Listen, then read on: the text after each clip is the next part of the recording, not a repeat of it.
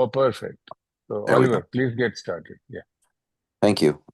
Hello and welcome to our Big Book study of Alcoholics Anonymous. My name is Oliver. I'm an alcoholic, and let us start with the Serenity Prayer.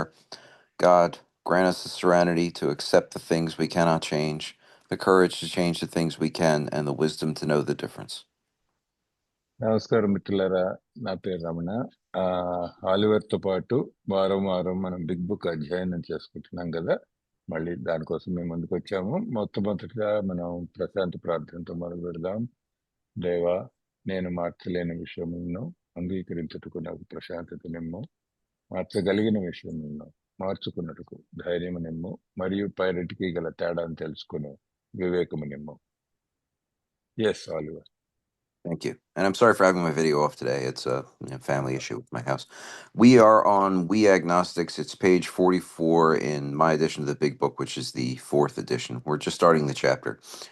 And when I read this with sponsees, I point out to them that the word agnostic is Greek in origin.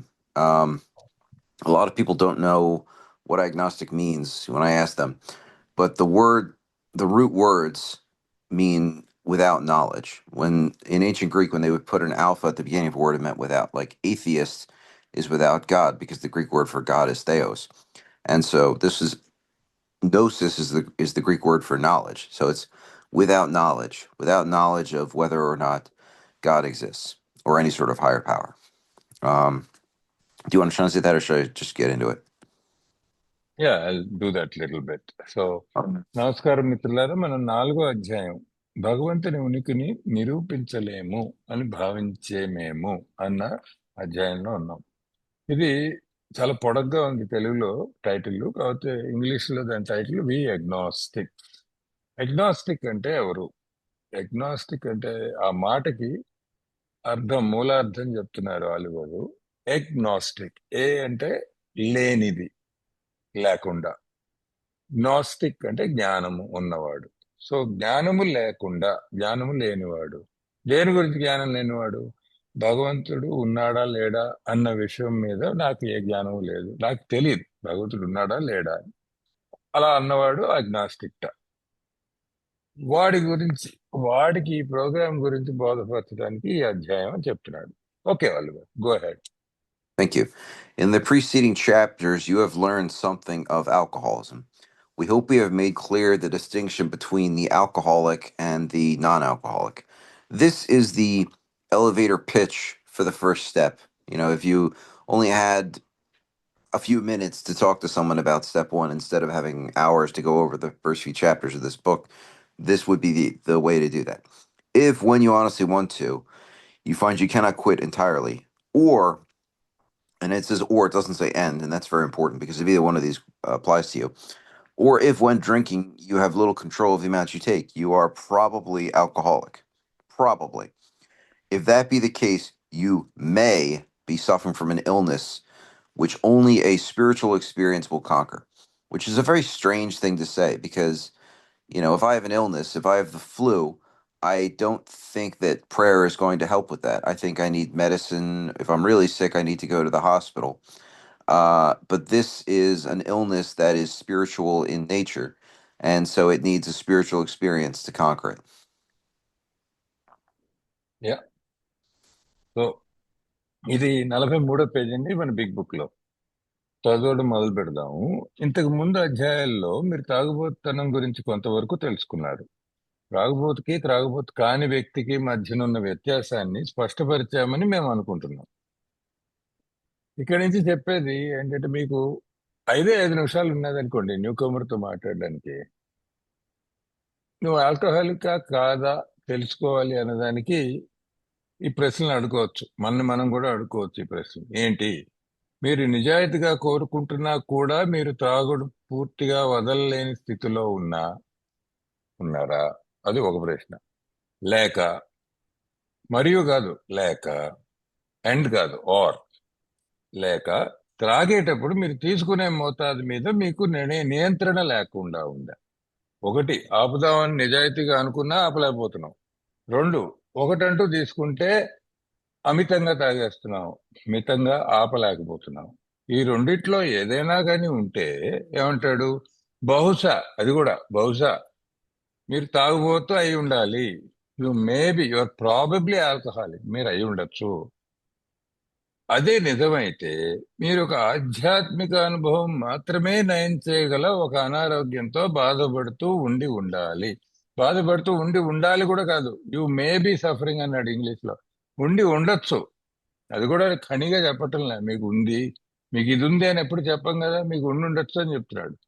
అయితే ఇది చాలా విచిత్రమైన వాక్యం అంటాడు Oliver. ఎందుకంటే ఎవరికైనా నీకు ఓ జబ్బు ఉంది అని చెప్పాం ముందు, ఏ హాస్పిటల్కి వెళ్ళాలి అని అడుగుతారు, ఏ డాక్టర్ గారి దగ్గరికి వెళ్ళాలి అని అడుగుతారు మామూలుగా. ఫలానా డాక్టర్ దగ్గరికి వెళ్ళండి అంటే వెళ్తాం. అయితే ఇక్కడ వీడు ఏమంటున్నాడు? నీకు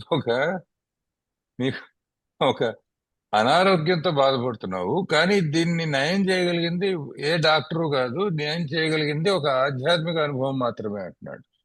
అంటే ఇక్కడ తెలుసుకునేది ఏంటంటే మనకున్న ఈ విషయం ఇక్కడ సమస్య, రుగ్మత కూడా ఆధ్యాత్మికమైనదే. అంచేత దాని పరిష్కారం కూడా ఆధ్యాత్మికమైనదే అయి ఉండాలి. అది లేదా నువ్వు దీన్ని జయించలేవు అని ముందే చెప్పేస్తున్నాడు. Yes Oliver. Thank you. To one who feels he is an atheist or agnostic. So it doesn't say that we are an atheist or agnostic. It says that we feel like we are. Such an experience seems impossible. It sounds insane. It's like telling you that you can cure cancer by growing wings and flying to the sun or something insane like that. But to continue as he is means disaster, especially if he's an alcoholic of a hopeless variety. So all I know is if I keep drinking, I'm going to die, especially if I'm a hopeless alcoholic. To be doomed to an alcoholic death or to live on a spiritual basis are not always easy alternatives to face. I don't want either one of them. It's a problem I can't solve versus a solution that I don't want. Right. ఎవరైతే భగవంతుడే లేడని కానీ, భగవంతుడి ఉనికిని నిరూపించడం కష్టమని కానీ, అంటే అగ్నాస్టిక్ అనమాట, భగవంతుడి ఉనికి గురించి నాకు ఏ జ్ఞానం లేదు అని వచ్చాడనుకోండి, అలా భావిస్తూ ఉన్న వాళ్ళతో విషయం చెప్తున్నాడు. అలా భావిస్తూ ఉంటారో వారికి మాత్రం ఎటువంటి ఆధ్యాత్మిక అనుభవం పొందడం అసాధ్యంలా గోచరిస్తుంది. అదేంటండి బాబు, నాకేదో తాగుడు ఎక్కువైపోయిందని మీ దగ్గరికి వస్తే మీరు ఆధ్యాత్మిక అనుభవం కావాలయా నీకు అంటున్నారు. మరి నాకేమో భగవంతుడు ఉన్నాడు లేడు నాకు అసలు దాని గురించి అసలు విషయం ఏం తెలీదు, ముఖ్యంగా నేను నిరూపించలేము భగవంతుని ఉనికి, నేను నమ్ముతున్నాను. అలాంటప్పుడు ఈ ఆధ్యాత్మిక అనుభవం ఎలా వస్తుంది, నాకు ఇది నివారించబడి ఎలా ఉంటుంది అంటే ఇది అసాధ్యం, అసలు నా వల్ల కాదు సార్ అనుకుంటాం ముందు. ఒకవేళ అటువంటి వ్యక్తి ఎవరైనా తిరిగి కోలుకునేటంత తాగుబోతు అయి ఉండి, కోలుకోనంతటి అంటే చాలా ఎక్కువ మితిమీరిపోయిన తాగుబోతు అయి ఉండి తన పరిస్థితిని యథావిధిగా కొనసాగిస్తూ ఉన్నట్లయితే దాని అర్థం సర్వనాశనం అయిపోవడమే. అంటే ఏమిటి? నువ్వు ఆధ్యాత్మిక అనుభవం పొందలేను, నాకు ఇదంతా పనిచేయదు, నేను ఇలాగే తాగుతూ ఉంటాను అంటే కొనసాగిస్తే ఏమవుతుంది? చావు తథ్యం. అది డిజాస్టర్, సర్వనాశనమే మనకి గతి. అయితే తాగుబోతు మరణానికి నిర్ణయించబడటమా లేక ఆధ్యాత్మిక అంశాల ఆధారంగా జీవించడమా అనేవి, ఇవి రెండు మనం ఎంపిక చేసుకోవాల్సిన విషయాలు. ఒకటి ఏంటంటే తాగి తాగి చావడమా, లేకపోతే తాగలేక బతకడమా, ఇలా ఆధ్యాత్మిక సమస్య ఆధారంగా జీవించడమా ఎలాగా అన్నది ఏదో ఒకటి ఎంచుకోవడానికి అన్ని వేళలా సులభమైన ప్రత్యామ్నాయాలు కావు. ఎంచుకోవడం అంత సులభం కాదుట ఆల్కహాలిక్కి. Yes, Oliver alcoholic. Works for me. Yeah. But it isn't so difficult. About half our original fellowship were of exactly that type, meaning atheists and agnostics. At first, some of us tried to avoid the issue, hoping against hope we were not true alcoholics. So we try to control our drinking, we try to find easier, softer ways. If I'm not a real alcoholic, I don't need this spiritual experience and I can just go about my life. But after a while, we had to face the fact that we must find a spiritual basis of life, or else, meaning, or else we die. Perhaps it's going to be that way with you, but perhaps you're one of us. But cheer up, something like half of us thought we were atheists or agnostics. Maybe we weren't really, but we thought we were. Our experience shows you need not be disconcerted. You don't have to worry about it. Yeah, కానీ అదంత కష్టమైన విషయం ఏం కాదు. అంటే బెంగపడకండి, అంత కష్టమైన విషయం ఏం కాదని ముందే ఓదార్చి చెప్తున్నారు.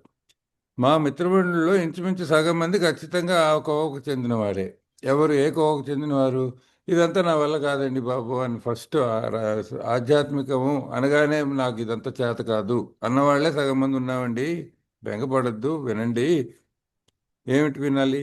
మొదట్లో మాలో కొంతమంది మేము నిజమైన తాగుబోతులం కాదన్న గుడ్డి ఆశతో ఈ విషయాన్ని తప్పించడానికి ప్రయత్నించాం. తప్పించడం అంటే ఏంటి? మర్చిపోదాం, పర్వాలేదులే బతికేద్దాం, లేకపోతే కొన్ని మన జీవితాన్ని మార్చుకుంటే మనమే ఆల్కహాల్ మానుకోగలమేమో, లేకపోతే రకరకాల పద్ధతులు కనిపెడతాం కదా. రాత్రి తాగొద్దు, పొద్దున్న తాగొద్దు, పార్టీ వెళ్ళొద్దు, సినిమాకి వెళ్ళొద్దు, ఇలా రకరకాల పద్ధతులు కనిపెట్టి ఏదో దాన్ని ఎలా అలా తప్పించుకుందామని ప్రయత్నం చేస్తాం. కానీ కొద్ది కాలంలోనే మేము ఆధ్యాత్మిక అంశాల ఆధారంగా జీవితాన్ని కనుగొనవలసిన ఆవశ్యకత ఎంతైనా ఉందని, లేకపోతే మా గతి అంతే అన్న గొప్ప నిజాన్ని ఎదుర్కొనవలసి వచ్చింది. అది ఇది లేకపోతే ఈ ఆధ్యాత్మిక జీవితం ఆధారంగా బ్రతకడం నేర్చుకోకపోతే నేను చస్తాను అన్నది ఎప్పుడో అప్పుడు తెలిసి వస్తుంది. బహుశా మీ విషయంలో కూడా ఇలాగే జరగవచ్చు. కానీ స్వాంతనను పొందండి. అది ఏం చీరప్ భయపడకండి. మాలో సగం మంది నాస్తికులమనో లేదా భగవంతుని ఉనికిని నిరూపించలేమన్న కోవకు చెందిన వారమని భావించిన వారు. అంటే మేము నిజంగా నాస్తికులం అవునో కాదో కూడా మాకు తెలియదు. భగవంతుని ఉనికిని నిరూపించలేను, ఎగ్నాస్టిక్ని అని కూడా తెలియదు. కానీ అలా అనుకున్నాం మమ్మల్ని మేము. మనం చాలా అనుకుంటాం, అందులో ఇది అనుకున్నాం. నేను నాస్తికుడినండి అని అనుకుని వచ్చాను. భావించిన వారమే. ఎటొచ్చి మీరు కలవరపడిన అవసరం లేదని మా అనుభవం నిరూపిస్తుంది.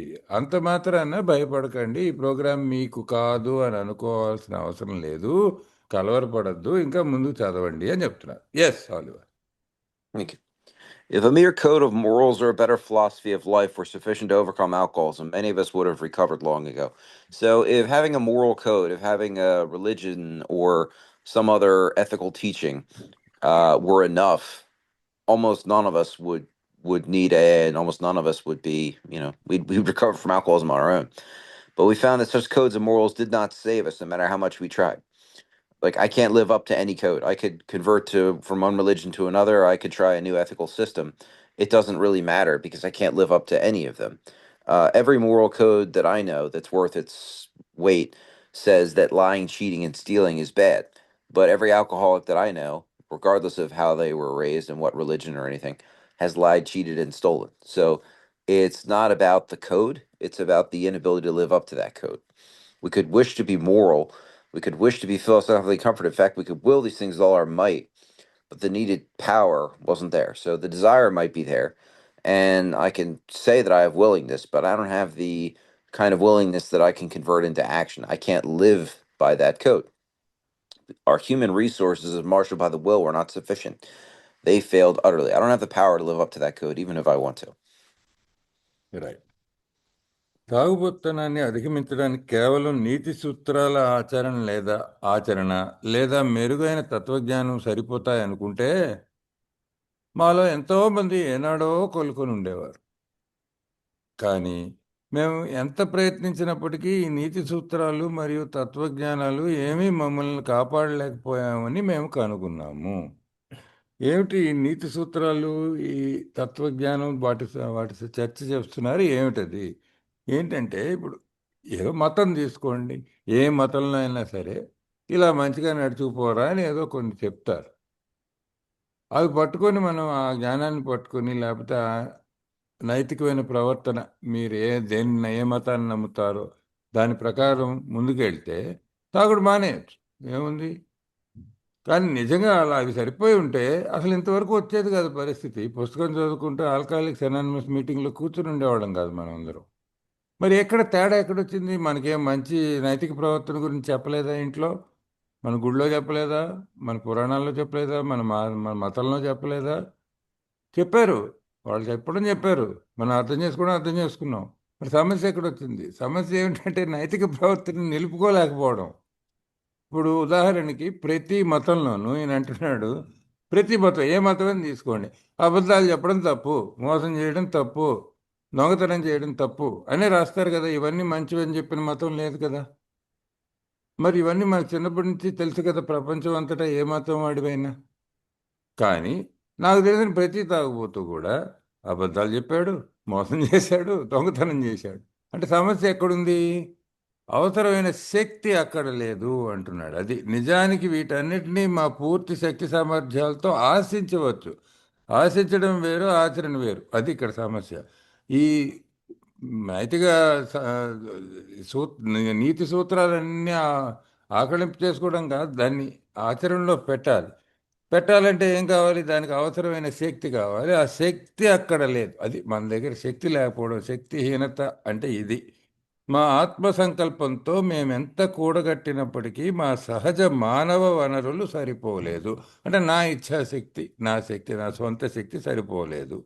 నాది మానవ శక్తి, అది సరిపోలేదు. అవి ఘోరంగా విఫలమయ్యాయి, మామూలుగా కాదు. ఇది విషయం, ఇది సమస్య. Yes Oliver. Thank you. Lack of power.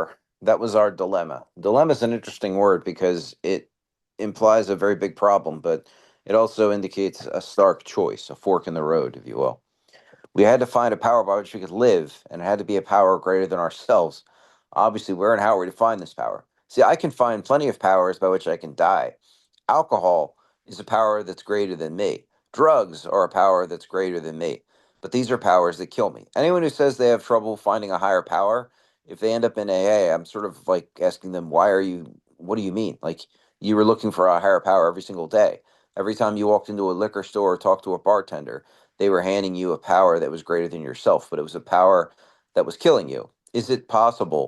Is it just possible that there is a power that is greater than you, like alcohol, but that unlike alcohol is a power by which you can live rather than a power by which you can die? And if you can answer that question yes, then you've taken the second step. It's very, very basic. Where and how are we to find this power? Sorry. So శక్తిహీనత అదే మా సందిగ్ధావస్థ. శక్తి లేకపోవడం అది మా సమస్య అంటలే. అది ఇక్కడ చెప్తున్న విషయం. Lack of power was a dilemma అంటున్నాడు. ఇట్ ఈస్ అవర్ ప్రాబ్లం అంటలే. డైలమా అంటే సందిగ్ధావస్థ, ఉభయ సంకటం అన్నమాట. ఎందుకు డైలమా అన్నవాడు ఎందుకు వాడాడు? సందిగ్ధావస్థ ఎందుకు అంటే, ఇక్కడ మనం ఒక మలుపు దగ్గరికి వచ్చామండి. రెండు దారులు కనిపిస్తాయి ఎప్పుడైనా సందిగ్ధావస్థలో. ఇటైనా పోవచ్చు, అటైనా పోవచ్చు. ఇటు పోతే చావు ఉంది, ఇటు పోతే మంచి బ్రతుకుంది అని మనకు సూచన కలుగుతుంది ఆ మాట ద్వారా. మేము జీవించడానికి ఆధారంగా ఒక శక్తిని కనుగొనవలసి వచ్చింది. అంటే ఒక ఉన్నత శక్తి అవసరమైంది. ఇక్కడ ఉన్నత శక్తి గురించి ఆలివర్ ఏమంటున్నాడంటే, చాలామంది ఏలోకి వచ్చినప్పుడు, ఏమండి ఉన్నత శక్తి ఎక్కడ దొరుకుతుంది? అసలు నాకు ఉన్నత శక్తి అంటే తెలియదండి, నాకే ఉన్నత శక్తి మీద నమ్మకం లేదండి అని చెప్తారు. చెప్తే న్యూ కబర్ ఎవరిని ఆయనతో ఆ మాట అంటే ఆయన అడుగుతారట, ఒరే మరి ఇన్నాళ్ళు తాగుతూ వచ్చానన్నావు కదా, అసలు ఆపలేకపోతున్నా అని చెప్పావు కదా, మరి జీవితాన్ని నువ్వు సర్వస్వం ఆల్కహాల్కి చెప్పావు కదా, అంటే ఆల్కహాలే నీ ఉన్నత శక్తి ఉంది కదా ఇన్నాళ్ళును. అంటే నీకు ఉన్నత శక్తి లేకపోవడం కాదు సమస్య. ఉన్నత శక్తి నీది ఆల్కహాల్ అవ్వడం సమస్య. అది ప్రాణాంతకం అవ్వడం సమస్య. అది నిన్ను చంపేస్తుందనే విషయం సమస్య. అది ప్రాబ్లం. సో ఆల్కహాల్ లాగానే మరో ఉన్నత శక్తిని ఎంచుకో. ఎటొచ్చి చంపేసేది ఉన్నత శక్తిని కాదు, నిన్ను జీవింపజేసేది, బ్రతకనిచ్చేది, అందమైన బ్రతుకునిచ్చేది అటువంటి ఉన్నత శక్తిని అలవర్చుకోవయా, దాన్ని పట్టుకొని నడువు అనేది ఇక్కడ సందేశం వస్తోంది. ఆ శక్తి మాకంటే సర్వోత్తమైనదై ఉండాలి అన్నది విషదం. ఇది అవసరం. కానీ ఇక్కడ సమస్య ఏంటంటే, ఇప్పుడు నాలాంటి న్యూ కమర్కి కానీ ఆ శక్తిని మేము ఎక్కడ ఎలా కనుగోవాలి? అది సహజంగా అడగవలసిన ప్రశ్న అదే. ఇప్పుడు చెప్తాడు అంటాడు Oliver. Yes. Thank you. Well, that's exactly what this book is about. Its main object, its main purpose is to enable you to find a power greater than yourself, which will solve your problem, which, as we'll find later in the book, is you. I am my big problem. You are your big problem. Both of us need a power greater than ourselves that will solve that problem. That means we're in a book which we believe to be spiritual as well as moral. So it's not just about how I behave. That's morality. Like if I steal from you, that's immoral. If I don't steal from you, that's moral. If I help you, that's moral. But the spiritual goes to the core of the person, where you really can't see, but the inner person, the essence of who they are. And it means, of course, that we're going to talk about God, because let's face it, anyone with any kind of religious leanings is going to look to God in level of their life. But here, difficulty arises with agnostics. So, someone who is purely materialist questions if we even have a spirit, if we even have a soul, if we even have that kind of inner essence. And so, we're talking to those people a lot in this chapter. Many times, we talk to a new man and watch his hope rise as we discuss his alcoholic problems and explain our fellowship. So, he's really excited that we get him where nobody else in his life probably ever has. And we talk about how we are all working together. And he likes the meetings, he likes the fellowship, he likes the friendliness, he likes that we're all alcoholics, and that most of us seem to have found this answer. But his face falls when we speak of spiritual matters, especially when we mention God. For we have reopened a subject which our man thought he had neatly evaded or entirely ignored. He doesn't want to talk about God. He's not here for this God stuff. He just wants to stop drinking and he doesn't know how. And so he's disappointed that we bring this stuff up. Anyway. Right. కానీ ఆ శక్తిని మేము ఎక్కడ ఎలా కనుగొనాలి అని ఆపాం కదా. ఎక్కడ కనుగొనాలి? అందుకే ఈ గ్రంథ సమగ్ర స్వరూపం ఆ శక్తిని కనుగొనడాన్ని వివరిస్తుంది. అంటే అసలు ఈ పుస్తకం రాసింది ఎందుకేనయ్యా? మీ సమస్యను పరిష్కరించుకొనడం కోసం. రాను రాను మనకు తెలుస్తుంది పుస్తకం చదివిన కొద్దీ మీ సమస్యను పరిష్కరించుకోవడం. మీ సమస్య ఎవరు అంటే యాక్చువల్లీ మనకు కాసేపు తెలిసేది ఏంటంటే మీ సమస్య మీరే. అంటే నీ సమస్య నువ్వు, నా సమస్య నేను. రమణ సమస్య పెద్ద సమస్య రమణే. దాన్ని పరిష్కరించుకోవడానికి అని త్వరలో తెలియబోతోంది. సరే, ప్రస్తుతానికి మీ సమస్యను పరిష్కరించుకోవడం కోసం మీరు మీకంటే ఉన్నతమైన శక్తిని కనుగొనటంలో మీకు సహకరించడమే ఈ గ్రంథం యొక్క ప్రధాన ఆశయం. ఇదే ముఖ్యమైన విషయం ఇందులో. అంటే ఆధ్యాత్మిక ధర్మసూత్రాలతో పాటు నైతిక తత్వం కూడా నింపుకున్న ఒక గ్రంథాన్ని మీకోసం మేము రచించామన్నమాట అంటున్నారు. అంటే ఇక్కడ రెండు విషయాలు చెప్తున్నాడు. ఒకటేంటంటే నైతికం, మోరల్. నీతి దేని గురించి చెప్తుంది? ఇది మంచి, ఇది చెడు అని చెబుతుంది. మంచి చెడులు విచక్షణ చెప్పేది ఎప్పుడు కూడా నైతిక శాస్త్రం, నీతి శాస్త్రం. నీతులు చెప్పడం అంటే అది. ఇది మంచి, చెడు. ఆధ్యాత్మికం అంతకంటే పెద్దది, అంతకంటే లోతైనది. ఆధ్యాత్మికం అంటే ఏంటంటే మనం కేవలం శరీరాలమా, మనసులమా, లేకపోతే మనకి మరి ప్రపంచంలో మన చుట్టూ ఉన్న బ్రహ్మాండానికి మనకి ఉన్న సంబంధం ఎలాంటిది, అసలు ఆత్మ అన్నది ఉన్నదా, మనలో ఉన్నదా, అది ఎలా ఉంటుంది, ఇటువంటి విషయాలు, సూక్ష్మమైన విషయాల్ని దాని గురించి చర్చ చేసేది ఆధ్యాత్మికం. సో ఏమంటాడంటే ఈ గ్రంథంలో ఆధ్యాత్మికం ఉంటుందండి, నైతిక తత్వం కూడా నింపుకొని ఉంటుందండి. ఈ రెండు రాయాల్సి తప్పలేదు, ఇవి రెండు కలిపే రచించాము. సహజంగానే భగవంతుని గురించి ఈ గ్రంథంలో చర్చించబోతున్నాం. తప్పకుండా భగవంతుడి మాట ఎత్తుతామండి. దేవుడి సంగతి వస్తుంది, మీకు నచ్చినా నచ్చపోయినా రాబోతోంది దేవుడి సంగతి అని ముందే మనం చెప్తున్నాం అనమాట. హెచ్చరిక చెప్తున్నాడు. చెప్తూ భగవంతుని ఉనికిని నిరూపించలేమని భావించే వారితో ఈ విషయం ఇబ్బంది ఎదురవుతుంది. అది ఎవరితో ఇబ్బంది? ఇప్పుడు మామూలుగా దేవుడు విషయం ఎత్తగానే సమస్య ఎవరితో ఉంటుంది? దేవుడిని నమ్మే ఆస్తికుడు అయితే వాడికి ఇబ్బంది లేదు. దేవుడి గురించి చెప్తున్నారు చెప్పండి అంటాడు. ఈ అగ్నాస్టిక్తోనే సమస్య ఏంటంటే, ఏమండి మరి నేను భగవంతుని నిరూపిస్తానని నాకు తెలీదు, అసలు ఆ టాపిక్ మీద నాకు ఏ జ్ఞానం లేదు, నేనేమో అగ్నాస్టిక్నే, నాకేమో మీరు దేవుడు అన్నమాట పదే పదే నాకేమిటో రుచించట్లేదండి అని ఇబ్బంది కలుగుతుంది అంటాడు. చాలాసార్లు మేము కొత్త వ్యక్తిని మాట్లాడటం జరుగుతుంది. అతను తాగుడు సమస్యల గురించి అతనితో చర్చించడంతో పాటు మా మిత్రమండలిని గురించి వివరించేటప్పుడు అతనిలో ఒక ఆశ పెరిగి పెద్దదవటం మేము గమనిస్తుంటాం. ఆశ పెరిగి పెద్దదవుతుంది అనమాట. చక్కగా కొంచెం చిగురాశ వస్తుంది, తర్వాత ఇంకా పెరుగుతుంది. ఏమండి వీళ్ళందరూ మానేశారు మందనగానే మనం కూడా మానేయచ్చేమో అని ఎంచక్క ఆశ వస్తుంది నిజంగానే. కానీ మేము ఎప్పుడైతే ఆధ్యాత్మిక అంశాల గురించి వివరించేటప్పుడు, ప్రత్యేకించి భగవంతుని గురించి మేము ప్రస్తావించినప్పుడు అతని ముఖం పాలిపోతుంది. వారి ఇప్పటి వరకు అంత బాగానే నడుస్తుంది కదా సడన్లీ వీళ్ళు దేవుడి మాట ఎత్తారు, ఉండకుండా దేవుడి మాట ఎత్తారు, ఇదల్లాగా నాకు ఇది పెద్ద సమస్య కదా అని వాడికి మళ్ళీ మొహం ఇంత అయిపోతుంది, ఇంత చిన్న మొహం చేసుకుంటాడు. దానికి కారణం ఏంటి? మన మిత్రుడు చక్కగా తప్పించుకోగలిగానన్నో, పూర్తిగా విస్మరించగలిగానన్నో భావిస్తున్న ఆ విషయాన్ని మేము పునఃప్రారంభించడమే. అసలు ఈ దేవుడి గురించి నేను ఎప్పుడో మర్చిపోయాను, లేకపోతే దాన్ని పక్కదారి పట్టించాను, దాని గురించి ఆలోచించకుండా ఉన్నాను అనుకుని, భగవంతుడు లేకుండా నాకు ఇది సమస్యకి పరిష్కారం చూపించండి అని నేను వస్తే, అసలు మనుషుల సమస్యకి మనుషుల పరిష్కారం చెప్పండి అని వచ్చా మీ దగ్గరికి.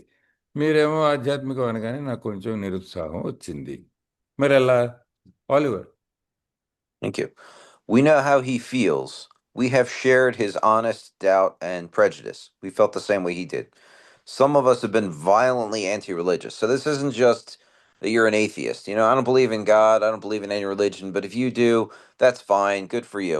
We're talking about the person who, when you mention that you have a religion or you mention a specific religion, starts attacking you and calling you an idiot and saying, don't you know better than that? Don't you know that that's a bunch of nonsense? Like, there are actually quite a few people I've met who are like that, who are very, they're not just atheists. In America, we call them militant atheists. And I've met some of them in AA, and it's been interesting. To others, the word God brought up a particular idea with them, but someone had tried to impress them during childhood. Perhaps you rejected this particular conception because it seemed inadequate. With that rejection, we imagined we had abandoned the God idea entirely. And so, what they're talking about here, for example, a lot of people in America have told me that when they were children, they were taught that God is always watching them and that God is waiting for them to screw up in some way, perhaps by masturbating or committing some other sexual peccadillo, so that as soon as they make that mistake, God can kill them and drag their soul to hell. And they say that they were taught this as children. And it seems like a pretty horrible conception of God to me, and it certainly seemed that way to them. And they rejected it. But the idea that there could be a different conception of God never occurred to them somehow. And so they thought that any notion of God was that God was some kind of evil, invisible assassin waiting to kill them and send them to hell. I'm not saying that's the truth of it. I'm just saying that's what they had come to believe as children. Do you want to translate that, or should I keep going? Let me do that. Okay. అతను ఎలా భావిస్తున్నాడో మాకు తెలుసు. అతని నిజాయితీతో కూడిన సందేహాలను, పురాతన భావాలను మేము పంచుకుని ఉన్నాం. మాకు ఇలాంటి ఆలోచనలు వచ్చాయండో ఎప్పుడో. మాలో కొందరు దారుణమైన మత వ్యతిరేక భావాలు ఉన్నవారు. మత వ్యతిరేక భావాలు ఉన్నవాళ్ళు అంటే వీళ్ళు కేవలం నాస్తికులు కాదండి. మామూలుగా నాస్తికులు అంటే, నాకు దేవుడి మీద నమ్మకం లేదండి, మీకు ఉంటే ఉండొచ్చును అని చెప్పి, మీ నమ్మకం మీది, నా నమ్మకం నాది అనేవాడు నాస్తికుడు. కానీ వీళ్ళు మత వ్యతిరేక భావాలు ఉన్నాయట. అంటే వీళ్ళు మతం అంటే ఏమాత్రం పడకపోగా, మతం అన్న దాన్ని కానీ, దేవుడు అన్న మాటని కానీ పూర్తిగా తిరస్కరించడం, చాలా గట్టిగా బలంగా తిరస్కరించే వ్యతిరేక భావం ఉన్నవాళ్ళు. మరికొంతమంది విషయంలో భగవంతుడు అనే పదం వారి చిన్నతనంలో ఎవరో ఒకళ్ళు వారిని ప్రభావితం చేయడానికి ఉదహరించినట్టు భగవంతుని గురించిన ప్రత్యేక భావనను స్ఫురణకు తెస్తుంది. అంటే ఏమిటి? చాలామంది ఈయన ఆలివర్ అనుభవంలో అమెరికాలో ఏమిటంటే, అడిగితే ఎందుకని నీకు దేవుడు అంటే అంత కోపం, అసలు ఏమిటి విషయం అని అడిగితే వాడు చెప్తాట, చాలామందికి చిన్నప్పుడు దేవుడిని ఎలాగా పరిచయం చేస్తారంటే, తల్లిదండ్రులు కానీ, టీచర్లు కానీ, స్కూల్లో కానీ ఎలా పరిచయం చేస్తారంటే, దేవుడు నిన్ను ఎప్పుడు గమనిస్తూ ఉంటాడు, నువ్వు ఏమైనా చిన్న అటు ఇటు చేసావో, తప్పు చేసావో నీకు శిక్ష తథ్యం. ఈ తప్పులు ముఖ్యంగా పెద్ద అవుతుంటే ఎలా ఉంటాయంటే, హస్తప్రయోగం చేసుకోవడమో, లేకపోతే స్త్రీల గురించి నువ్వు అపవిత్రంగా అని భావించబడే ఆలోచనలు నీకు ఉండడం సహజమైన ఆలోచనలే. కాకపోతే వాళ్ళు అపవిత్రం అని నీకు చెప్పి, ఆ ఆలోచనలు, అలాంటి ఆలోచనలు నీకు ఉంటే దేవుడు నీకు తప్పకుండా శిక్ష వేస్తాడు, నీకు ఎంత పడిందంటే చూసుకో అని చెప్పి. అంటే దేవుడిని ఒక శిక్షించే ఒక నియంతగా సృష్టించారు నీ మనసులో ఆ భావం. సహజంగానే ఎవరికైనా అలాంటి దేవుడు నచ్చడు కదండి. అలా దేవుడు ఉంటాడు అని ఎవరైనా చెప్తే, ఇది ఎక్కడ దేవుడే బాబు, ఎప్పుడు నన్ను వెంటాడుతూ ఉంటాడు, నన్ను చంపడానికి ఉన్నాడు దేవుడు, బతికించడానికి కాదని అనిపిస్తుంది వాడికి. చిన్నప్పుడు అలా అనిపించింది, తిరస్కరించాడు. మనము తిరస్కరిస్తామేమో అలా ఉంటే. సో తిరస్కరించిన వాడు ఏమైంది, అది మళ్ళీ గుర్తొచ్చింది వాడికి. ఇప్పుడు మన దేవుడి ప్రస్తావన తేగానే అయ్యో ఆ దేవుడి గురించి మాట్లాడుతున్నారని. ఎటొచ్చి విషయం ఏంటంటే, చాలామందికి అప్పుడు తిరస్కరించారు ఏదో చిన్నతనంలో ఇలాంటి విషయాల వల్ల, మరోలా భగవంతుడిని తలంచుకోవచ్చు, మరోలా భగవంతుడిని మనం అనుకోవచ్చు, ఇంకొక ప్రేమపూర్వకమైన భగవంతుడిని మనం పూజించవచ్చు అన్న ఆలోచన తట్టలే ఎన్నేళ్ళును. తెలియకే భగవంతుడు అనుకో ఒక్కసారిగా బాబోయ్ నా వల్ల కాదు అని ఒక్క క్షణం వాళ్ళకి వ్యతిరేక భావం వాళ్ళలో ఉవ్వెత్తున వస్తుందన్నమాట. ఈ ప్రత్యేక భావన అసంపూర్ణంగా ఉండినట్లు కనబడటం వలన దీన్ని బహుశా మేము తిరస్కరించాం. అది అది మనం పూర్తిగా సంపూర్ణంగా భగవంతుడిని అర్థం చేసుకోలేదు. మీరేదో ఒక కోణంలో అర్థం చేసుకున్నారు, అంచేత ఇది తిరస్కరింపు మొదలైంది మీలో. ఈ తిరస్కరింపుతో భగవంతుడు అనే ఆలోచనను పూర్తిగా త్యజించామని మేము ఊహించాం, అలా అనుకున్నాం. మనకు మించిన ఉన్నతమైన శక్తి ఎడల విశ్వాసం కలిగి ఉండటం, దానిపై ఆధారపడి ఉండటం కొంతమేరకు బలహీనమైనదే కాక పిరికితనంతో కూడిందన్న భావన మమ్మల్ని వ్యాకులపరిచింది. ఇలా ఉందండి మన పరిస్థితి, అగ్నాస్టిక్ పరిస్థితి. Yes Oliver. Thank you. We were bothered with the thought that faith and dependence upon a power beyond ourselves is somewhat weak, even cowardly.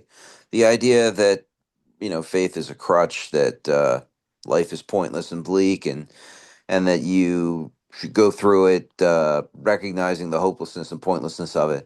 And if you need to cling to some kind of God or religion, that you're a weak person or a cowardly person. We looked upon this world of warring individuals. I'm God's favorite person. God likes me more than you, though. That kind of warring individual. I have the right religion. Everybody else in the world is wrong. Warring theological systems, crusades, jihads, etc., and inexplicable calamity. Like, why did that earthquake wipe out that church where everybody was praying? With deep skepticism. So it's like, doesn't seem like God has much to do with what people are up to down here. We looked askance, that's skeptically, at many individuals who claim to be godly. Like, I was talking to God earlier and he told me that you should send me all your money. If I told you that, you would look at me very skeptically, I think. That's kind of what they're talking about. Rightly so, you would look at me skeptically because God wouldn't tell me to ask you for money. It's like ridiculous. But how could a supreme have anything to do with it all? And who could comprehend a supreme being anyhow? It doesn't seem like God has much to do with this. Yet in other moments, we found ourselves thinking when enchanted by a starlit night, who then made all this? So, despite our cynicism, our agnosticism, our atheism, our nihilism, we see a beautiful sunset, and on some level, we have a feeling that there is a meaning and purpose behind everything, that there's an intelligence, and possibly that there is a love that suffuses everything, and that everything is okay. There's a feeling of awe and wonder, but it was fleeting and soon lost. So we have that feeling, but then something happens sooner or later. We get, a nasty phone call. We get cut off when we're driving. Maybe when we're leaving the sunset, we start texting people we don't like. Or something happens, and the feeling that we had is totally gone, and we go back to being cynical, agnostic, nihilistic, etc. Thank you. So Thanks. ఇందాక అనుకున్నాం కదండి, మనకంటే ఉన్నతమైన శక్తి ఏడల విశ్వాసం ఉండడం అదేదో పిరికితనమనో లేకపోతే బలహీనతనో భావించేవాళ్ళు ఉన్నారు. అదే ఆ భావం మళ్ళీ వచ్చింది మన దేవుడి మాట ఎత్తగానే. నా స్వానుభవంలో అయితే నేను చిన్నప్పుడు మా ఇంట్లో దేవుడి నమ్మకం లేదండి, ఇది నా విషయం చెప్తున్నా. మా నాన్న చిన్నప్పుడు అడిగా 10 ఏళ్ళప్పుడు, నాన్న అందరి ఇళ్లలో దేవుడి పటాలు అవి ఉంటాయి, అందరూ ఏదో పూజలు చేసుకుంటారు, మన ఇంట్లో ఎందుకు చేసుకోరంటే నాకు నాకు అచ్చం ఇదే మాటల్లో చెప్పారు. అప్పుడు తెలియదు నాకు బిగ్ బుక్ సంగతి, 10 ఏళ్ళప్పుడు ఇదే చెప్పారు. వాళ్ళంతా పిరికివాళ్ళరా, వాళ్ళంతటి వాళ్ళు బ్రతకలే సామర్థ్యం లేని వాళ్ళు, అసమర్థులు భగవంతుని పటం పెట్టుకొని పూజలు చేసి ఇవన్నీ చేస్తుంటారు. మనలాంటి సమర్థులు మన మన చేతిరాత మనమే రాసుకుంటాంరా, మనమే బతకాలి మన స్వశక్తితో, ఈ దేవుడికి ఈవిడ ఏం లేదని చెప్పారు మా ఇంట్లో. నేను అలాగే ఉన్నా ఏకి వచ్చే వరకు. సో నేను దీనికి ఖచ్చితమైన నిదర్శనాన్ని నేనే ఉన్నా మీ ఎదురుగుండి. అయితే సరే, పరస్పరం విభేదించే వ్యక్తులు, విరుద్ధ మతాల విధానాలు, వివరింపశక్యంగాని దుర్ఘటనలతో నిండిన ఈ ప్రపంచాన్ని ఎంతో విమర్శనాత్మకంగా గమనించాం. ఇక్కడ సమస్య ఏంటంటే విభేదించే వ్యక్తులు. అంటే నీకు దేవుడు ఉన్నాడు, నాకు దేవుడు ఉన్నాడు, సరే, కానీ నీ దేవుడు కంటే నా దేవుడు గొప్ప అనేవాడు ఒకడు. విరుద్ధ మతాలు, మా మతం మీ మతం కంటే గొప్పదండి అని చెప్పి, మరి వాళ్ళకి యుద్ధాలు అవి ఉన్నాయి కదా, మతాల మధ్యన యుద్ధాలు కొత్త ఏమి కాదు, చాలా కాలంగా జరుగుతున్నాయి, వేల సంవత్సరాల కొద్దీ జరుగుతున్నాయి ఇవి. వివరింపశక్యంగాని దుర్ఘటనలు, ఎక్కడో భూకంపం వచ్చింది, ఎక్కడో అగ్ని ప్రమాదం అయింది, చిన్నపిల్లలు చనిపోతుంటారు, చిన్న చిన్న చంటి పిల్లలకు జబ్బులు చేస్తుంటాయి. అవి చూసి నిజంగా అసలు దేవుడు ఉంటే ఇలాంటివి అవుతాయా అన్న ఆలోచన వస్తుంది. ఆ ఆలోచనతోనే వస్తాం ఇక్కడికి. మరి దేవుణ్ణి ఎలా నమ్మాలండి? అందుకే ఏమంటాడు, ఇటువంటి వాటితో అసలు సర్వోన్నతునికి ఏ పనే ఉంటుంది? ఏది ఏమైనప్పటికీ భగవంతుని తెలుసుకోగల శక్తి ఎవరికి ఉంటుంది? ఇలాంటి ప్రశ్నలతో వచ్చాడు. అప్పటికి కొన్ని ప్రత్యేక క్షణాల్లో ఇలా అనుకుంటున్న వాడికి కూడా కొన్ని ప్రత్యేక క్షణాల్లో మిలమిలా మెరిసే నక్షత్రాల రాత్రి యొక్క మనోజ్ఞ దృశ్యానికి వశీకరులమై, ఎంత అందంగా రాశారండి తెలుగులో, వశీకరులమై ఈ ఈ విశ్వాన్నంతటినీ ఎవరు సృష్టించుంటారు అని మాలో మేము ఆలోచిస్తూ ఉండేవారు. అంటే ఎంత కక్షగా మతాన్ని దేవుణ్ణి తిరస్కరించిన వాళ్ళైనా సరే ఒక్కొక్కసారి ప్రకృతి సౌందర్యాన్ని చూసో, ఒక అందమైన దృశ్యాన్ని చూసో, అసలు దీని అంతటి వెనకాల ఇది ఈ చిత్రకారుడు ఎవరు, ఈ అందమైన ప్రకృతి చిత్రం గీసినవాడు అని అనిపించక తప్పదు. ప్రతివాడికి ఎప్పుడో అప్పుడు ఎంతో కొంత రసజ్ఞత ఉంటుంది. ఈ విషయం ఆలోచిస్తాడు మనిషి. భక్తిపూర్వక భయం, ఆశ్చర్యాలతో కూడిన భావం కలిగేదప్పుడు ఆ ఒక్క క్షణం పాటు. కానీ అది స్వల్పకాలికమై అంతరించిపోయేది. ఎందుకు? మనం ఆ దృశ్యంలో ఉండి ఒక్కసారి భగవంతుడు ఉన్నాడా అన్న ఆలోచన ఇంకా మొదలుపెట్టేం లేదో, ఎవడో ఫోన్ చేస్తాడు, లేకపోతే ఏదో గొడవ అవుతుంది, లేకపోతే ఏదో మెసేజ్ వస్తుంది, లేకపోతే ఎవడో ఇంట్లో వాళ్ళు ఏదో గొడవ పడతారు, లేకపోతే ట్రాఫిక్లో ఉంటే ఎవడో కట్ చేస్తాడు మన ముందు. పోయా ఈ మనోజ్ఞ దృశ్యము పోయే, భగవంతుని తలంపు పోయే, అన్నీ పోయాయి. ఆ తర్వాత మళ్ళీ రావచ్చు, రాకపోవచ్చు. అది సమస్య. Yes. Thank you. Yes, we of agnostic temperament have had these thoughts and experiences. Let us make haste to reassure you. These are second step promises in this paragraph. We found that as soon as we were able to lay aside prejudice against religion and God and express even a willingness to believe in a power greater than ourselves, we commenced to get results, even though it was impossible for any of us to fully define or comprehend that power, which is God. We're not in the theology business here. We're not trying to, define an infinite concept or fully comprehend God. But if we lay aside any prejudice we have against spiritual approaches and are willing to concede that it's possible that there's a power greater than ourselves, we get results. That is one of the second step promises right there. అవును, భగవంతుని ఉనికిని నిరూపించడం కష్టమనే ఆలోచన తత్వం కలిగిన మాకు ఇలాంటి ఆలోచనలు, అనుభవాలు కలిగాయి. ఎలాంటి ఆలోచన, అనుభవాలు? ఇదిగో ఇందాక చెప్పాడు కదా, ప్రపంచంలోని ఇబ్బందులు చూసి దేవుడు లేడనుకోవడం, మళ్ళీ నక్షత్రాలు, ఆకాశం, ప్రకృతి చూసి ఉన్నాడేమో అని అనుమానపడడం, మళ్ళీ అది ఏదో ప్రాపంచిక విషయాల్లో పడిపోయి మర్చిపోవడం, ఇలాంటివన్నీ ఉంటాయన్నమాట. Unmute Oliver. సో ఇది అవ్వచ్చు. అయితే ఇలాంటి భావాలతో కొట్టుమిట్టాడుతున్న వ్యక్తికి సమస్య పరిష్కారం ఏంటి? ఇప్పుడు మనకి చెప్పబోయేది రెండో సోపానం యొక్క మనకి హామీలు అంటారు ఆలివర్. ఏమిటిది? ఈ హామీలు వినండి. అయితే మీరేమీ అధైర్యపడనక్కర్లేదు.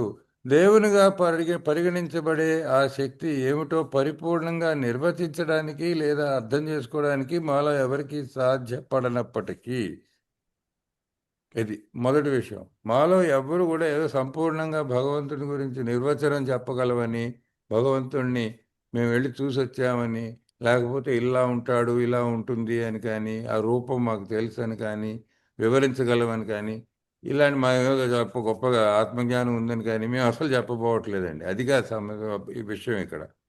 మాలో గూడు కట్టుకుని ఉన్న భావాలను పూర్తిగా పక్కన పెట్టి, అంటే ప్రెజుడిస్ పక్కన పెట్టి, ప్రెజుడిస్ అంటే ఏంటంటే మనం ఇంకా విచారించక ముందే కలిగించుకునే అసహ్యం, అది ప్రెజుడిస్ అంటే.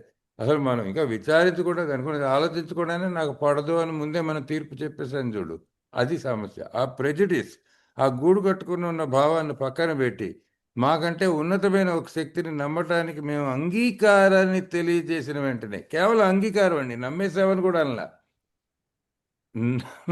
మనం కేవలం అంగీకారాన్ని వ్యక్తపరిస్తే వెంటనే మాకు సత్ఫలితాలు రావడం ప్రారంభించాయి అన్నాడు. ఇది మరి హామీయే కదా. మేము కేవలం అంగీకారం తెలియజేయడం, కొంచెం ఇష్టత, విల్లింగ్నెస్ అంటాం కదా మన ప్రోగ్రాంలో. విల్లింగ్నెస్ చాలా important.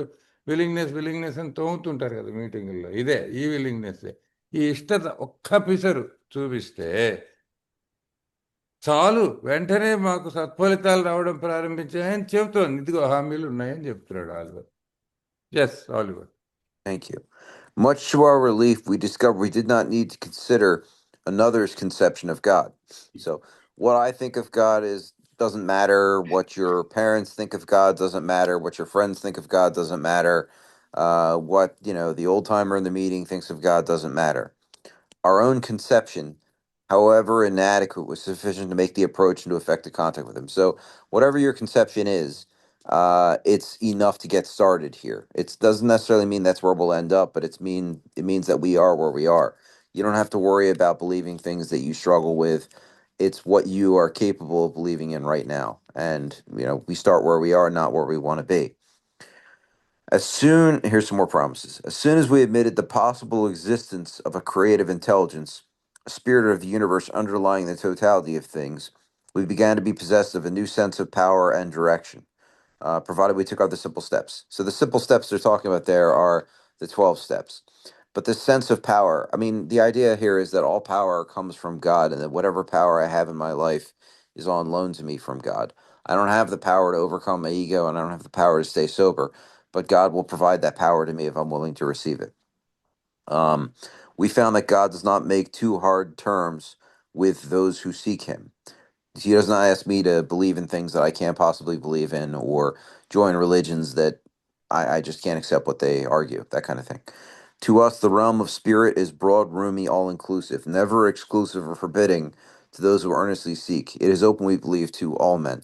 I would contrast this with the Oxford Group. The Oxford Group would have said at this time that unless you're willing to become an evangelical Protestant Christian, there is no hope for you. Your only hope is through the Christianity of England and most of America in the early 20th century. And if you're not willing to convert to that, we can't do much for you. AA is not saying that at all. This way is open to all beliefs and all lack of beliefs, and to everyone, everywhere. And we start where we are, and we begin on this journey to let the God of our understanding help us overcome this awful terminal illness that we suffer from. Yeah భగవంతుని గురించి ఇతరుల యొక్క భావనలు పరిగణనలోకి తీసుకోవాల్సిన అవసరం లేదని గుర్తించడం మాకు చాలా ఊరట కలిగించింది. ఇదండి ఇందాకలు ఏమన్నాడు, కనీసం ఇంత నమ్మకంతో మొదలైతే అసలు మొదలవడానికి అంగీకారం తెలిపితే చాలు సత్ఫలితాలు వస్తాయన్నాడు. అయితే అది ఎలాంటి భగవంతుడు, ఎలాంటి ఉన్నత శక్తి? ఇతరుల యొక్క భావనలు పరిగణనలోకి తీసుకునవలసిన అవసరం ఏమాత్రం లేదని తెలుసుకొని మేము ఆనందపడ్డాం. అంటే ఊరట కలిగింది, అమ్మయ్య నేను నీ దేవుడు, నువ్వు చెప్పినట్టుగా నేను దేవుడిని నమ్మకల్లా, ఆ పక్కవాడు చెప్పినట్టుగా నేను నమ్మకల్లా. మరి ఎవరు చెప్పినట్టుగా నమ్మాలి? నేను ఎలా అయితే అర్థం చేసుకున్నానో ఆ భగవంతుని నేను ఇంత నమ్మకం మొదలు పెడితే చాలు నేను అనుకోవాలి, అది ముఖ్యం. సో మా భావాలు పరిపూర్ణమైనవి కాకపోయినప్పటికీ భగవంతునితో సామీప్యం పొందడానికి, సంబంధం ఏర్పరచుకోవడానికి ఈ భావాలు సరిపోతాయి. అసంపూర్ణమైనవైనా, చాలా మసకగా ఉన్న ఏ కొద్ది భావాలతో మనం మొదలైనా పర్వాలేదు. చివరికి ఎక్కడ తేల్తామో, ఎలాంటి నమ్మకం గట్టిపడుతుందో, ఎలాంటి నమ్మకంతో తేల్తామో, ఒక ఏడాదిలో, 10 ఏళ్ళలో, 20 ఏళ్ళలో తర్వాత విషయం. ఇవాల్టి విషయం ఏంటంటే, ఇవాళ ఒక్క పిసరుగా ఇంతే కొంత నమ్మకం, ఏదో ఒక భావాన్ని పట్టుకొని ముందుకు నడుద్దాం. అది ఇక్కడ ఎలాగంటాడు, సృజనాత్మక మేధోశక్తి సర్వస్వానికి ఆధారమై ఉన్న విశ్వాత్మ, సర్వ బ్రహ్మాండానికి ఆధారం ఎవడో ఉన్నాడు, ఒక విశ్వాత్మ ఉన్నది, సంభవనీయమైన ఉనికిని అంగీకరించి, అది ఎవరో ఉండి ఉండొచ్చు అన్న అంగీకారాన్ని మనం తెలియజేసి కొన్ని సామాన్యమైన చర్యలు చేపట్టిన వెంటనే మాకు నూతన శక్తి, మార్గనిర్దేశకత్వం లభించడం ప్రారంభమైంది. మరి ఈ సామాన్యమైన చర్యలు ఏమిటంటే మీకు తెలుసు, స్టెప్స్, 12 సోపానాలు. ఈ మాటికి సింపుల్ స్టెప్స్ అంటాడు. ఈ సామాన్యమైన చర్యలు అంటే ఏమిటి? ఇవి మన సోపానాలే. మరి ఆ సోపానాల కార్యక్రమాలు చాలా సింపుల్ అంటాడు, అంటే సరళమైన చర్యలు, అదే పెద్ద కఠినమైనవేం కాదు. అవి కానీ చేస్తూ ఈ కొద్ది ఇష్టతను మనం దగ్గర పెట్టుకుంటే ఏమొస్తుందో, నూతన శక్తి, మార్గనిర్దేశకత్వం వస్తాయట, మనకు లభిస్తాయట. భగవంతుడిని ఎవరైతే కోరుకుంటారో వారి విషయంలో ఆయన మరీ కఠినమైన షరతులు ఏవి విధించడని మేము తెలుసుకోగలిగాం. అది కఠినమైన చర్యలు భగవంతుడు కఠినంగా మనని శిక్షించేవాడు కాదు అనేది తెలుసుకుంటామండి. ఈ స్టెప్ వర్క్ చేస్తే, మన సోపానాలు చేస్తే. ఎందుకంటే సోపానాల కార్యక్రమం మనం చేయబోయేది ఏమిటి? అసలు ముఖ్యంగా సోపానాలకి మనకి గమ్యం ఏంటి? ఏం చేయాలి? మన అహంకారాన్ని మనం జయించాలి. రాను రాను మనకు తెలిసేది, మీకు ఇప్పటికి వినే ఉంటారు ఏలో ఉంటే, అహంకారమే కదా మనకి అన్నిటికంటే ముఖ్యమైన శత్రువు. అహంకారంలోంచి ఈ తాగుబోతనం ఇవన్నీ పుట్టుకొస్తున్నాయి మనకి. ఆ అహంకారాన్ని నా అంతట నేను అధిగమించలేను. దానికి ఒక ఉన్నత శక్తి కావాలి. దానికి కించిత్ మాత్రమే నమ్మకం పట్టుకొని ముందుకు సాగాలి అన్నది మాత్రమే మనం ఇక్కడ పట్టుకుంటున్నాం. కఠినమైన షరతులు ఏమి విధించాడు. ఆయనే శిక్షించేవాడు కాదు, మనకేం గట్టి గట్టి పరీక్షలు పెట్టేవాడు కాదు. భగవంతుడు ఏమైనా హెడ్ మాస్టరా ఏదో కఠినమైన పరీక్షలు పెట్టడానికి? అది చెప్తున్నాడు. సో ప్రేమపూర్వకమైన భగవంతుడు ఉంటాడండి అని చెబుతున్నాడు. మాకు అర్థమైనంత వరకు భగవంతుని యొక్క సామ్రాజ్యం చాలా విశాలమైనది. ఏదో చాలా ఇరుకైంది కాదు, చాలా విశాలమైనది, ఎంతగానో విస్తరించబడినది, సర్వస్వాన్ని తనలో ఇముడ్చుకున్నది, ఏ ఒక్కరి కొరకు పరిమితమైనది కాదు. ఏ ఒక్కరి కొరకు పరిమితమైనది కాదు. అంటే చూడండి, ఈ బిగ్ బుక్ 1939లో రాసింది క్రైస్తవులైనా ఇది క్రైస్తవులకే వాళ్ళకే రాసాము అని అలా ఏం చెప్పట్లేదు. చూడండి, ఇది ఇక్కడ ఆలివర్ ఏం చెప్తున్నారంటే, ఇదే ఆక్స్ఫర్డ్ గ్రూప్ వాళ్ళు ఆక్స్ఫర్డ్ గ్రూప్ గురించి మనం చర్చించుకున్నాం కదా. మరి ఆక్స్ఫర్డ్ గ్రూప్లోంచే మన స్టెప్స్ వచ్చాయని 10 సార్లు చెప్పుకుంటాం మనం. వచ్చి ఆక్స్ఫర్డ్ గ్రూప్ వాళ్ళు ఏమన్నారు? అసలు మా ఆక్స్ఫర్డ్ గ్రూప్లో మీకు సభ్యత్వం కావాలంటే మీరు క్రైస్తవులు అయి ఉండాలి, లేకపోతే క్రైస్తవులుగా మత మార్పిడి చేయించుకోవాలి. మా లాంటి క్రైస్తవుల్లో కూడా 100 రకాల తెగలు ఉన్నాయి. మా తెగకు చెందిన క్రైస్తవులు అయితేనే మీకు లోపలికి ఎంట్రీ ఉంది, లేకపోతే లేదు అని చెప్పారు.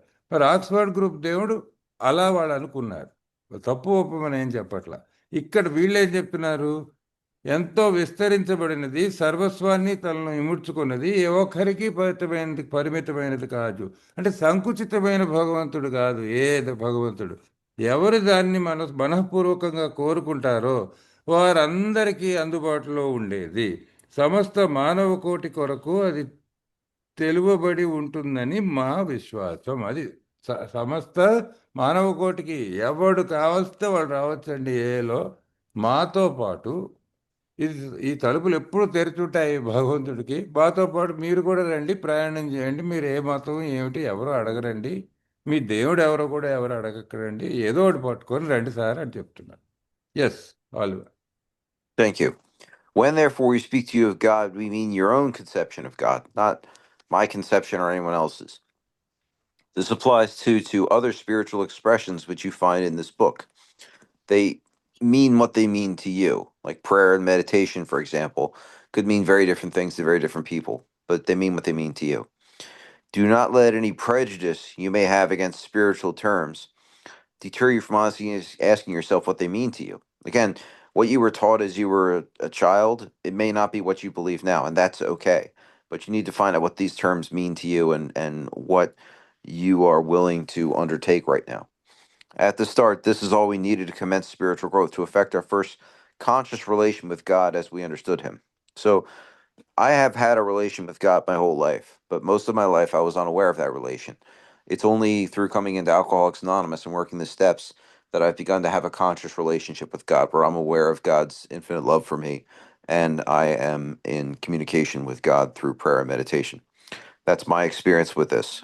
But we start where we are, and I certainly was not there when I first came into AA. I was sorry to go personal on this, but I was raised by atheists. I was really raised to believe that prayer is for fools, and there was a lot of prejudice I had that had to be smashed by alcohol.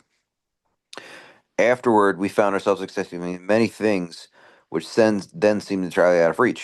That was growth, but if we wished to grow, we had to begin somewhere. So we used our own conception, however limited it was. If I want to go to the gym, um, and I want to bench press, I don't know, 200 kilos, right? I'm going to die. I don't start bench pressing 200 kilos. I start by bench pressing the bar, right? And gradually over time, I lift more weight, add more weight on it, until finally I'm a super strong man after a couple of years of lifting weights, and I can bench press 200 kilos. I'm the world's strongest man or whatever. It's the same way here. We start where we are. We don't know where we're going to end up. and we can't start as if we are already there. Today, I believe things that if you had told me 19 years ago, I would believe someday. It would have been inconceivable to me, and I would have called you a liar to your face. We don't know where we're going to end up when we start on this journey, but we start on it anyway because we are willing to do whatever it takes for victory over alcohol. Yeah. కాబట్టి భగవంతుడి గురించి మేము మీతో మాట్లాడుతున్నప్పుడు అది మీ సొంత అవగాహనలోని భగవంతుని గురించి అని మా ఉద్దేశం. అంటే భగవంతుడు అంటే మేము చెప్పిన భగవంతుడు కాదండి, మీరు అనుకున్న భగవంతుడే అని పెట్టుకోండి అక్కడ. అందులో మీరు ఏ పేరుగా వస్తే ఆ పేరు పెట్టుకోండి. నేను భగవంతుడు అన్నప్పుడల్లా మీరు అనుకున్న భగవంతుడి పేరు పెట్టుకోండి, మాకేం అభ్యంతరం లేదు. మీ సొంత అవగాహనలో ఉన్న భగవంతుడే మీ భగవంతుడు. ఈ గ్రంథంలోని మీరు కనుగొనే ఇతర ఆధ్యాత్మిక ప్రవచనాల విషయంలో కూడా అదే వర్తిస్తుంది. ఆధ్యాత్మిక ప్రవచనాలు గ్రంథంలో కనుగొనడం అంటే ఏంటి? రాను రాను ముందుకెళ్తుంటే ఇక్కడ మనం ప్రార్థన, ధ్యానము ఇటువంటి మాటలు వస్తాయి. ఈ ప్రార్థన, ధ్యానం ఇలాంటి వాటికి అర్థాలు చాలా నిశ్చితమైన అర్థాలు ఉన్నాయి కదా. సో మీకు ప్రార్థన ఎలా అలవాటైతే ఎలా అర్థం చేసుకుంటే అదే ప్రార్థన అనుకోండి ప్రస్తుతానికి. మీకు ధ్యానం అంటే మీ మనసులో ఏది స్ఫురిస్తుందో అదే ధ్యానం అనుకోండి. మేమే ఇది ధ్యానం, ఇది కాదు, ఇది ప్రార్థన, ఇది కాదు అని చెప్పడానికి మేము ఎవరూ కాదు, చెప్పడానికి ప్రయత్నం కూడా చెయ్యము మేము. ఈ ఆధ్యాత్మిక ప్రవచనాలు మీకు ఏ మేరకు వర్తిస్తాయన్నది నిజాయితీగా మిమ్మల్ని మీరు ప్రశ్నించుకునే సందర్భంలో వీటికి ప్రతికూలమైన భావాలు ఏవైనా ఇదివరలో మీలో చోటు చేసుకుని ఉన్నట్లయితే అవి మీ ప్రయత్నాలను నిరోధించకుండా చూసుకోండి. ఇది మీరు పడవలసిన జాగ్రత్త ఏంటంటే, ఈ దేవుడి ప్రసక్తి కానీ, ప్రార్థన ప్రసక్తి కానీ, ఇలా ఆధ్యాత్మికమైన విషయాలు ఏ ప్రసక్తి అయినా వచ్చినప్పుడు, నువ్వు ఇందాకలు అనుకున్నాం కదా, చిన్నప్పుడు దేవుడు మనల్ని శిక్షిస్తాడు, లేకపోతే ఇలాంటి తప్పుడు భావనలు ఏవైతే ఉన్నాయో, లేకపోతే మనం తప్పుడో అప్పుడో చిన్నప్పుడు మనం భయపడి కానీ ఇంకోలా కానీ తిరస్కరించిన భావాలు మన ప్రయత్నాన్ని తిరస్కరిస్తున్నాయేమో, ఆ ప్రెజుడిసెస్ అని మనం ఒక్కసారి చూసుకోమన్నాడు. కనీసం అవి మీ ప్రయత్నాల్ని నిరోధించకుండా చూసుకోండి అంటాడు. ఇప్పుడు ఆలివర్ తన గురించి తాను చెప్పుకున్నాడు కొంచెం. ఏంటంటే, నాకు భగవంతుడితో సాన్నిహిత్యం చిన్నప్పటి నుంచి ఉందండి, పుట్టుకతోనే ఉందండి, ఉంది. ఎటొచ్చి అది ఉందని నాకే తెలీదు. 12 సోపానాల కార్యక్రమం చేస్తూ ఉండడం వలన ఏమిటంటే, ఆ సాన్నిహిత్యం ఉందని మొదట తెలిసింది నాకు. ఆ ఉనికి తెలిసింది. 2 ఆ సాన్నిహిత్యం ఆత్మగత సాన్నిహిత్యం అయింది, సచేతనమైన సాన్నిహిత్యం అయింది, కాన్షియస్ కాంటాక్ట్ అయింది. ఉన్నది అని ఉంటే సరిపోదు, అది మనకు తెలియాలి కదా. ఇప్పుడు తెలుస్తున్నది నా ఉన్నత శక్తికి నాకు ఒక సత్సంబంధం ఉంది అని ఇప్పుడు 12 సోపానాల వల్ల నాకు తెలుస్తోంది అని ఈ మనిషి చెప్తున్నాడు ఆలివర్. అది ఆయన స్వగతం చెప్తున్నాడు. ఇంకోటి ఏం చెప్తున్నాడంటే, ఏమంటే నా గురించి అని చెప్పుకుంటున్నాను కాదు కానీ, నన్ను మా తల్లిదండ్రులు నేను పెరిగిన కుటుంబంలో అంత నాస్తికులోనండి, అది ప్రార్థన చేసుకునేవాడు వేరే విధవా అని పెంచారండి నన్ను. మరి ఆ ప్రెజుడిస్, ఆ భావాలు నాలో ఉన్నాయి, ఆ గూడు కట్టుకుపోయిన అసహ్యం నాలో ఉంది. అందుకే భగవంతుని తిరస్కరించాలి అని అన్నారు. ఇప్పుడు ఇన్నాళ్ళు కార్తీక్ చాట్లో పెట్టారు తిరస్కరింపు అంటే రిజెక్షన్ అనమాట. భగవంతుని రిజెక్ట్ చేయమన్నారు చిన్నప్పుడు ఇన్ని. అలాగే పుట్టి పెరిగాడు, మరి ఆ ఇంట్లో పెరిగాడు కాబట్టి. ఎప్పటి వరకు? తాగుడు బండ మీద వేసి కొట్టేంత వరకును. కొట్టి ఇక్కడికి వచ్చాడు. ఇక్కడికి వచ్చి సోపానాలు చేయరా అన్నారు. చేయనప్పుడు 2వ సోపానంలో ఇంత ఏదో ఒక నమ్మకం పెట్టుకోరా అన్నాడు. అక్కడితో మొదలై నేను సోపానాలు చేస్తానండి, ఇవాళ నాకు ఆత్మగత సాన్నిహిత్యం ఉందండి అని ఆయన చెప్పగలుస్తున్నాడు. ఇక ఆఖరి 2 ముక్కలు ఇందులో, ఆధ్యాత్మిక ఎదుగుదలకు ప్రారంభించడానికి మేము అర్థం చేసుకున్న రీతిలో భగవంతునితో ఆత్మగత సాన్నిహిత్యాన్ని మొదటిసారిగా ఏర్పరచుకోవడానికి ప్రారంభంలో కావాల్సిందంతా ఇదే. ఈ ఇంత చాలు.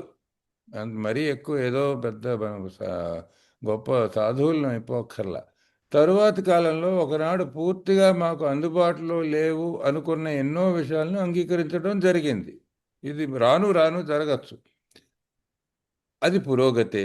కానీ మేము పురోగమించాలని కోరుకున్నప్పుడు ఎక్కడో ఒక చోటు నుంచి మొదలు పెట్టవలసిందే. అందువలన మేము ఏర్పరచుకున్న భావాలు ఎంత పరిమితమైనవి అయినప్పటికీ, ఎంత చిన్నగా తక్కువగా అనిపించినప్పటికీ వాటినే ఉపయోగించుకున్నాం. అది ఇక్కడ ఈ ప్రోగ్రాంలోని విషయం ఏంటంటే, మనం ఒక ప్రాణాంతకమైన జబ్బుతో బాధపడుతున్నాం. అదే పద్ధతిలో వెళ్తే చచ్చిపోతాము. దానికి పరిష్కారం కోరుకుంటున్నాము. ఇది ఆధ్యాత్మిక సమస్య, ఆధ్యాత్మిక పరిష్కారం కావాలి అని చెప్తున్నారు. నాకు ఆ టాపిక్ ఏం తెలియదండి, అసలు ఆ విషయంలో నాకు ఏం చేత కాదండి అంటున్నాం. బాబు, ఏదో ఒక ఉన్నత శక్తి నీ సొంత అవగాహనలో ఉన్నది పట్టుకోరా, పట్టుకొని దాంతో ముందుకురా. నువ్వు ఎక్కడున్నావో అక్కడ బాగున్నావు, నువ్వేం కంగారు పడాల్సిన అవసరం లేదు. నువ్వేదో పెద్ద ఆ, ఒక్కసారిగా నువ్వేదో చాలా పెద్ద జ్ఞాని అయిపోలేవు, అయిపోయానని అనుకోని అవసరం కూడా లేదు. ఎక్కడున్నావో అక్కడే మొదలవు అన్నాడు. దీనికి ఉదాహరణ ఎలా చెప్పారంటే, ఇప్పుడు జిమ్కి వెళ్ళామనుకోండి, ఇప్పుడు నాలంటాడు జిమ్కి వెళ్ళాడు అనుకోండి, నేను పక్కగా సన్నటి పల్సటి చేతులతో జిమ్కి వెళ్ళాను అనుకోండి, వెళ్ళి 200 పౌండ్లు ఎత్తాలనుకున్నాను అనుకోండి, బరువు 200 కేజీలు అన్నాడు ఆయన. 200 కేజీలు ఎత్తాలని అనుకోండి, నేను ఒక్కసారిగా ఈ శరీరంతో వెళ్ళి 200 కేజీలు ఎత్తే చచ్చి ఊరుకుంటా. మరి అలాగా 200 కేజీలు ఎత్తే స్థితికి నేను రావాలంటే ఏం చేయాలి? ముందు వెళ్ళి 10 కిలోలు ఎత్తగలగాలి. ముందు 10 కిలోలు అంటే ఉట్టి కడ్డీ మాత్రం 10 కిలోలు ఉంటుంది, అది ఎత్తచ్చు. ఆ తర్వాత దాని పక్కన బరువులు పెట్టుకుంటూ మెల్లమెల్లగా క్రమేపీ పెంచుకుంటూ పోతే, నేను నిజంగా క్రమశిక్షణతో దాన్ని పాటిస్తే, రోజు జిమ్కి వెళ్తూ, లేకపోతే 2 రోజులకు ఒకసారి జిమ్కి వెళ్తూ ఓ 2 ఏళ్ళు 3 ఏళ్ళు గడిపాక ఏమో 200 కిలోలు కాకపోయినా 100 కిలోలు ఎత్తగలనేమో. దానికి ఏమిటి, దానికి కావాల్సిన ఈ తర్ఫీదు కావాలి కదా, 2 ఏళ్ళు కష్టపడి వెళ్ళాలి కదా. సో ఏం చెప్తున్నారంటే, మొదలెట్టడం ఎంతో చిన్నదాంతో మొదలు పెట్టవా, 10 కేజీలతో మొదలుపెట్టు, కంగారు లేదు. అలా చేసుకుంటూ పోతే 200 కిలోల స్టేజ్కి వెళ్తావేమో. వెళ్ళినప్పుడు చూద్దాం. ముందు ఇవాళ ఎక్కడున్నావో అక్కడ మొదలవ్వు. మొదటి అంచె వేయడం ముఖ్యం, లేకపోతే ప్రయాణం ఎలా మొదలు పెడతావు? Yes, Oliver. Thank you. I guess we'll finish this paragraph real quick if that's okay. We need to ask ourselves but one short question. This is step 2. This is the step 2 question. Do I now believe, or am I even willing to believe, that there is a power greater than myself? As soon as a man can say he does believe or is willing to believe, we emphatically assure him he is on his way. It has been repeatedly proven among us that upon this simple cornerstone, a wonderfully effective spiritual structure can be built. Those are some more promises. I think we should read the spiritual experience appendix next time we meet, if that's okay, Romano. Of course. Yeah. Well, so we'll maybe end here and then next week start with that. Come back to the chapter. Sounds great. This is a great place to stop. Yeah. Thank you. So ఈ ఆఖరి పేరా చదివి వాటికి ముగించుకుందాం అని చెబుతున్నారు. ఈ పేరా ఇది అసలు ఇక్కడ రాసిందే 2వ సోపానం అని చెప్పినాడు. చూడండి ఇక్కడ ఏం రాసిందో. ఈ సందర్భంలో మమ్మల్ని మేము ఒక చిన్న ప్రశ్న అడగాల్సి వచ్చింది. మనం 2వ సోపానం చేసుకుంటే ఈ ప్రశ్నలు మనం అడుక్కోవచ్చు. ఏమిటో చూడండి. అదేమిటంటే, నాకంటే ఉన్నతమైన శక్తి ఒకటి ఉందని ఇప్పుడు నేను నమ్ముతున్నానా? Question mark, ప్రశ్నార్థక సూచకం. అంటే ఆలోచించండి, ఒకసారి అడుక్కోండి, మిమ్మల్ని మనసులో లోపల అడగండి. లేక కనీసం అలా నమ్మడానికి ఇష్టపడుతున్నానా? అంటే కనీసం ఇష్టం ఉందా, ఇష్టత ఉందా, విల్లింగ్నెస్ అయినా ఉందా? నమ్మకం ఉన్నా ఉండకపోయినా ప్రస్తుతం నమ్మడానికి ఇష్టత ఉందా? కనీసం అటువైపు మగ్గుతున్నానా నేను? ఈ 2 ప్రశ్నలను తమను తాము ప్రశ్నించుకోండి అని అడుగుతున్నాడు. తను తప్పకుండా నమ్ముతున్నానని లేదా నమ్మడానికి ఇష్టపడుతున్నానని ఎవరైనా చెప్పిన తదుపరి అతను సరైన మార్గంలో ఉన్నాడని మేము రూఢిగా చెబుతాం. రూఢిగా చెప్తాట, చాలా గట్టిగా ఘంటాపదంగా చెబుతాట. ఏంటి, మీరు ఇంత కించిత్ మాత్రమే నమ్మకం ఉందండి అని చెప్పగానే నువ్వు మంచి సరైన దారిలో ఉన్నావే అని చెప్తాట. అంటే వాళ్ళ అనుభవం అలా చెప్తోంది, మొదటి 100 మంది అనుభవం. ఇది మనకి అద్భుతంగానూ ఆశ్చర్యంగానూ అనిపించచ్చు. నాకైతే న్యూకమర్గా ఏం చెప్తున్నారా వీళ్ళు, ఏదో కథలు చెప్తున్నారు వీళ్ళు అనిపిస్తుంది. నాకైతే అలాగే అనిపించింది. నాకైతే కళ్ళబొల్లి కబుర్లా అనిపించాయి. ఇంత నమ్మకం ఉంటే ఏదో నాకు తాగుడు దూరం అయిపోతుందో, ఒకవైపు నిన్న రాత్రి తాగిన దానికి ఇప్పుడు వణుకుతూ ఉంటే, వీడేమో ఇంత నమ్మకం ఉండాలి, నమ్మకానికి ఇంత ఇష్టత ఉండాలి, ఉంటే రూఢిగా చెప్పేస్తున్నాను అంటాడు. నమ్మశక్యం కాకపోయినా ఈ విషయం తప్పకుండా నమ్మి తీరాల్సింది. ఎందుకు? వాళ్ళ అనుభవంలోంచి వచ్చింది. వాళ్ళ అనుభవం చూసి మనం ఎంతో కొంత నమ్మాము, మన నమ్మకంలోకి వచ్చింది. మనం ఇప్పుడు కొత్త మిత్రులకు చెప్పడానికి సిద్ధంగా ఎందుకున్నాము? మన జీవితంలో కూడా జరిగింది కాబట్టి. అది ఇందులో ఉన్న గొప్ప విషయం. అతి సామాన్యమైన ఈ పునాది రాయిపైనే అద్భుత ప్రభావాన్ని కలిగించిన ఆధ్యాత్మిక సౌధాన్ని నిర్మించవచ్చునన్న విషయం మా అందరి మధ్య పదే పదే నిరూపించబడింది. అది అద్భుతమైన సౌధ అంట, పెద్ద భవనం కడతాట. ఆ భవనం అంటే రికవరీ అనే భవనం, స్వస్థత అనే భవనానికి అసలు పునాది ఇక్కడ పడాలయా, ఈ నమ్మకం పునాది మీదే మొత్తం అంతా నిర్మించబడి ఉంది అని చెప్తాడు. చెప్పి ఇప్పుడు ఏమన్నారంటే ఆలివర్ ఇక్కడ ముగించి మళ్ళీసారి మనం ఆధ్యాత్మిక అనుభవం అన్న రెండవ అనుబంధం ఉంది కదా వెనకాల, అపెండిక్స్ 2 ఉంది పుస్తకం వెనకాల. అది దాంతో మొదలు పెట్టుకొని అసలు ఆధ్యాత్మిక అనుభవం అనుభవం అంటున్నారు కదా, అది వివరింపబడింది వెనకాల. అదొకసారి మనం చదువుకొని ఆ తర్వాత మళ్ళీ వెనక్కి వచ్చి ఈ స్రవంతిలో కలుద్దాము, ఈ అధ్యాయం మళ్ళీ పూర్తి చేసుకుందాము అని చెప్తూ ఇక్కడితో ముగిస్తున్నారు. Oliver, are we done? Do you want to do the responsibility statement and close for today? Is that what you want? Oliver? Oh, he's muted, man. The poor man is muted.